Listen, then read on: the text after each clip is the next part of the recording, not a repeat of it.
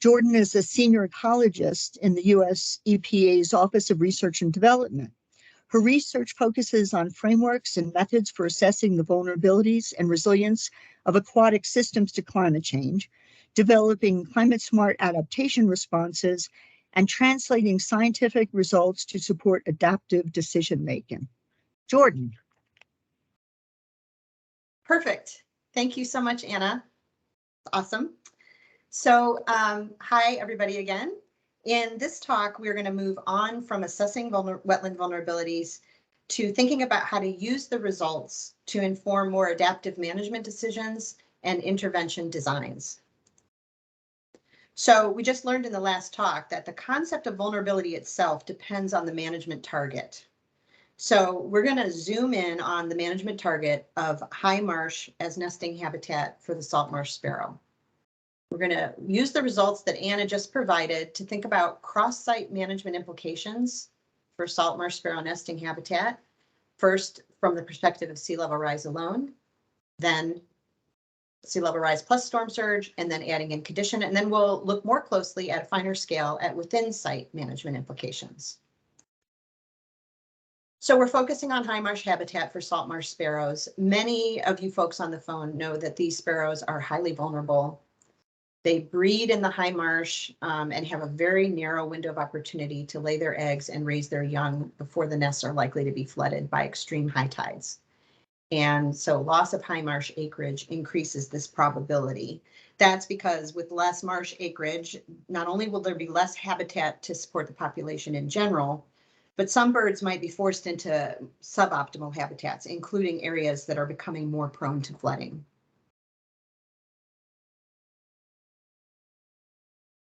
So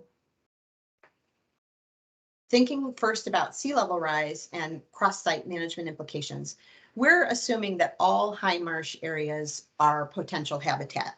Now, fully acknowledging that in reality, the likely distribution of actual salt marsh sparrow nesting habitat would have to be overlaid and considered. So using something like a tool like the Atlantic Coast Joint Ventures Salt Marsh Sparrow Habitat Prioritization Tool, or through ground truthing and observational data.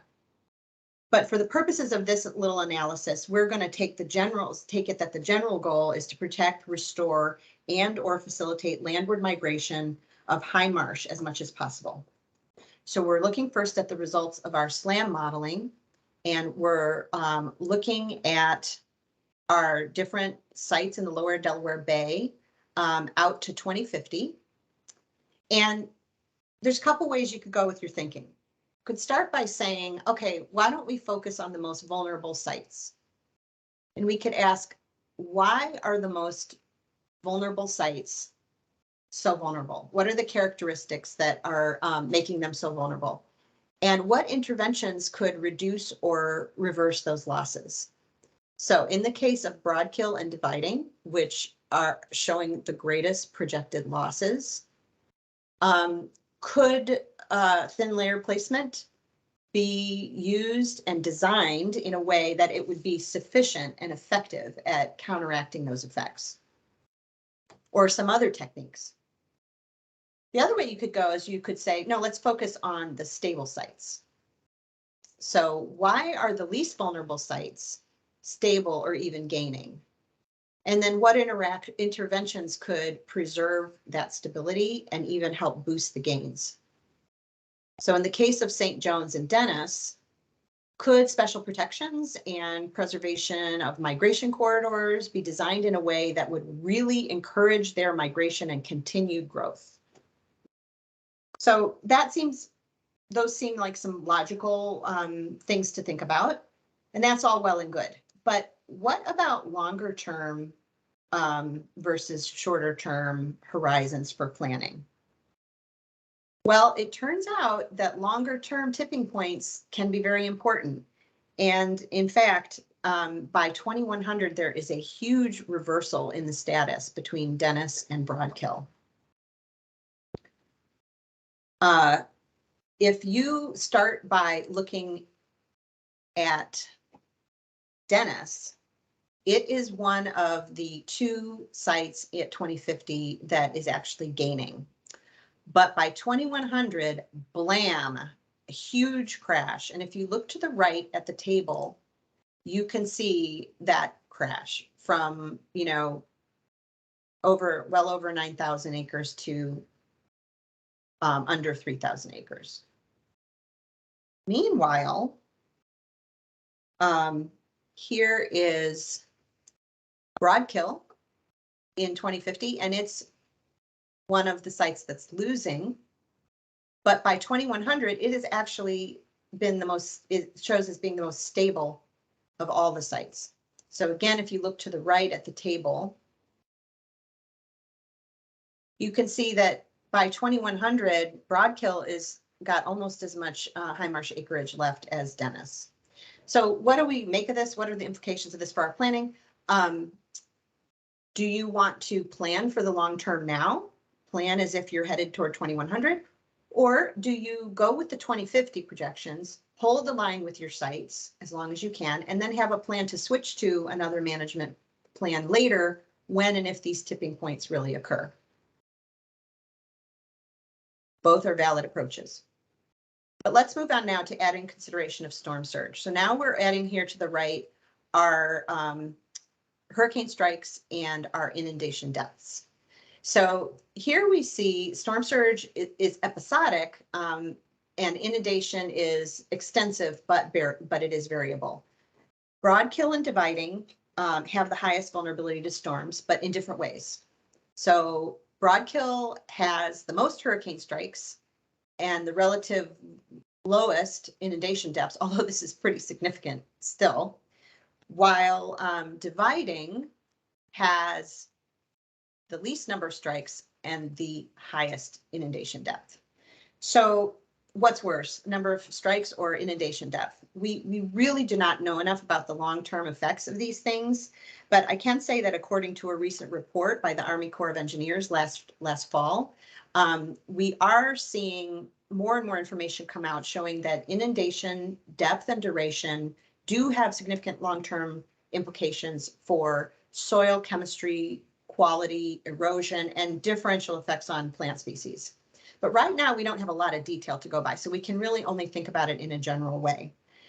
So if we look at St. John's, we can say, okay, well, St. John's has the lowest vulnerability across all of these measures. So maybe we should work there. Could thin layer placement and restoration be designed to increase the acreage gain? Because unfortunately, St. John's has the smallest starting acreage. Or you could say, no. Dennis is more important. It is got the greatest amount of existing acreage. It is looking good out until 2050. Is there anything we can do about these exposures? So could living shorelines or other techniques be used to protect Dennis, some from this storm impacts, sufficiently to help it persist? Now let's think about adding in condition. So condition, as Anna said, could be thought of as a modifying factor to consider when assessing the potential marsh response. Various studies have shown that marshes in good condition are more likely to keep up with sea level rise through dynamic interacting processes, whereas marshes compromised by human activities are more likely to experience breakup and loss. So when you look at these mean TRAM scores, the mean across the 6 condition metrics, you can say, okay, well, with their high overall condition metrics, Dennis and Maurice may be more resilient than other sites. But it's really important to look at the individual condition metrics, because the problem here is you don't really know what the relative contribution of the different 6 metrics are to making Maurice have the highest score, or what is pulling down Miss Billion to the lowest score. Plus, we want to start looking at this spatially so that we can make decisions within our sites. So let's pull this all together at the within site scale. This is a busy slide, but I'm going to go over it. What we have is a comparison between Broadkill and Dennis for 2 of our condition metrics, soil bearing capacity and diking. And the color coding represents orange being the starting high marsh acreage, and then losses in dark brown, gains in yellow. Above and below, these color code from green being the best condition to red. And then the size of the little circles gives an idea of the inundation depths. So the first thing that we can see is that soil bearing capacity is a bigger problem in Dennis. Soil bearing capacity is correlated with below ground biomass and stability, and so it's proxy for the resistance of the marsh platform to degradation. So this means Dennis may be more susceptible to erosion and marsh deterioration. So in this case, management actions that would promote or restore healthy plant communities, both above and below ground, could be particularly important for Dennis. Meanwhile, diking is a bigger problem in the northern section of Broadkill. Hydrologic alterations can contribute to sediment supply deficits, which in turn can negatively affect marsh elevation maintenance. So management actions to restore hydrology can help enhance sediment supply could be important here. And then finally, it's kind of interesting to look at Broadkill across the two metrics. The southern section of Broadkill looks really good for both of the condition metrics. So you could say, well, should we work in these areas, prioritize these areas for protection and to try to encourage increases in acreage, even though starting acreage there is less. So just an idea of some of the trade-offs. Now, in the last few minutes, I want to move on to a finer scale little case study looking within Dennis. So remember, here's our Dennis site. And remember that Dennis out to 2050 is one of our sites that is stable and even gaining a little bit. And let's say we've identified an area of interest that is magnified here, where we know there's good salt marsh sparrow nesting habitat. And you can see the site is stable. And actually, there's a little bit of gain happening here in that northwest corner. But as we talked about before, when you start moving out in time, we start to see losses creeping in by 2075. The good news is there continue to be gains, some gains in high marsh here in this northwest corner. So again, the question comes up, what should be the implications of thinking short-term versus long-term for what tactics that you select, how you design them, where you implement them first, etc. And then we bring in storms. Even a category 1 storm, the inundation is extensive, but the depths do vary. So we're seeing greater inundation depths to the south, intermediate, and then much less to the northwest. Finally, we can look at one of our condition variables. Landscape condition is related to the presence of native vegetation and undisturbed soils. Blue is a better condition, moving toward yellow and red is worse. So we're seeing actually to the south conditions better. In this area that we're really interested in pointing more toward with our restoration and our protections because things are going to be good. This tells us we really need to try to improve condition for this particular condition metric. So in conclusion, this has just been a little tour through different ways that we try to visualize and assess and look at trade-offs based on combining information on multiple components of vulnerability to help us hopefully better prioritize our marshes of focus in the form of site selection, identifying and realizing where tipping points are and how important they might be, help us zero in on subsites for potential interventions based on these finer scale patterns. And then we have to evaluate the strategies and the tactics and how specifically to design them to be resilience-based or climate smart. And this kind of design for effectiveness can be tricky, but we actually have a tool for that you're going to hear just a little bit about in the next talk. And finally, haven't had much time to talk about monitoring, but it's going to be very important to monitor to see if the changes that we expect to see are occurring and whether our management interventions result in the changes that we hope to see. And so with that, we are going to move on to a 10-minute Q&A session before the next pair of talks. Thank you, Jordan, and thank you, Anna, for those excellent presentations to get us started. Folks, we now have some time for Q&A. If you have a question, please put it in the chat, put Q. If you have a comment or feedback, put a C. And if you have a question for a particular speaker, just Q for Jordan or Q for Anna. So and let me ask you, Joan, do we have any questions that already came in during the presentations? Yeah, there was a question that came in a while back from Nancy Lorson for Anna. And Anna answered it in the chat, but I think it's worth just raising this again in case people didn't see it. And the question was, how was the VA incorporated into PDE's, one of EPA's 28 National Estuary Programs management plan? Did they develop new objectives or actions? Or did the work feed into their habitat plan work and help develop targets? How did their VA change their monitoring? Yeah, thanks, Nancy. You know, one of the, we have Leanne, and thanks for joining, Leanne. Our goals for interacting were pretty dynamic. They were very exploratory, right? I mean, it was partly to explore what kind of vulnerability results we get and how they could be used. So, you know, PDE, Leanne, and Josh Moody have been really flexible, dynamic in their thinking about how they can be used in setting objectives and doing their diagnoses and responding on multiple scales. But I feel like it's an ongoing process. And maybe that's a good segue to Leanne to hear it right from the horse or the doc.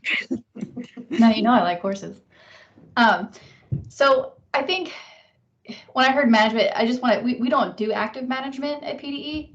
So we don't have management plans, but yeah, I think that that's precisely how we're looking at this. That by doing these vulnerability assessments, you know, we're really trying to, you know, create tools that managers that are managing lands can actually use.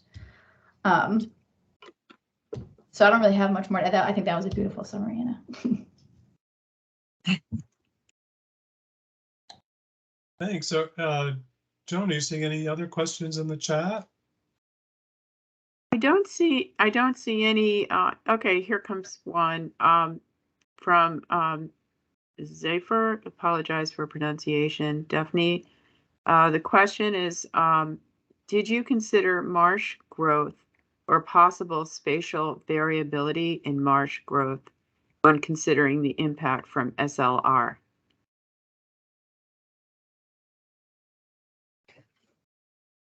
So, as I mentioned, we use the SLAM model to project how marshes would respond, and it includes a bunch of variables, including accretion and sediment dynamics, starting elevation, and whatnot. But I'm going to defer to Jen Stamp if she's on to talk about how it incorporates details of marsh growth. It is intended to be able to look at dynamics which incorporates, as a result, some aspects of adaptive capacity and the ability of the marsh to respond to increasing sea level. Yeah, sure. This is Jen. I'm not sure. I guess there's a lot of different variables that go into SLAM. And as Anna mentioned, we did some site-specific accretion information that they happen to have from some intensive monitoring sites. They had some sets. And so I'm not sure if that is one of the aspects of growth you had in mind.